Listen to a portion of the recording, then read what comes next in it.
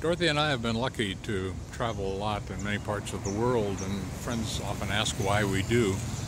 There are many reasons. One of them is that there's so much to be learned, new discoveries to be made, one of which I found here in Penang, Malaysia, at the Mini Mart. Mr. Lee may have discovered a strategy that could save the newspaper industry, at least the ink on paper industry, newspaper industry, all over the world.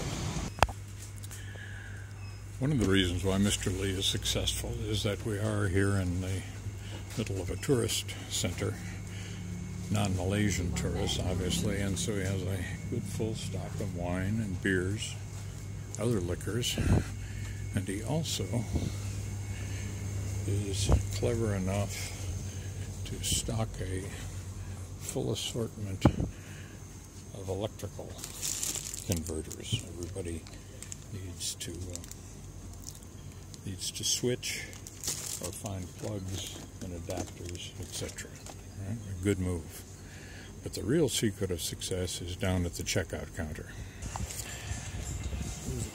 The real secret here at the Lee's store is how they use newspapers to make the actual paper bags. Now, Ms. Lee, you said you do this because you don't have to use plastic. We do it, the purpose is that for the environment. It's for the environment. Yes, and in Penang we're not supposed to use plastic bag anymore.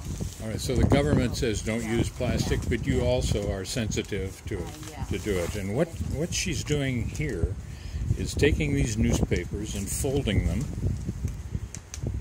And will you use some glue? Can I have some glue, please?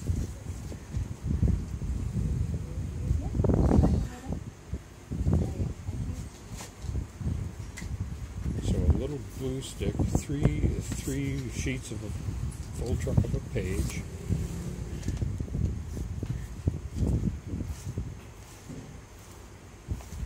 Both sides, stick them together. All right. Folding up the bottom. All right. Simple enough.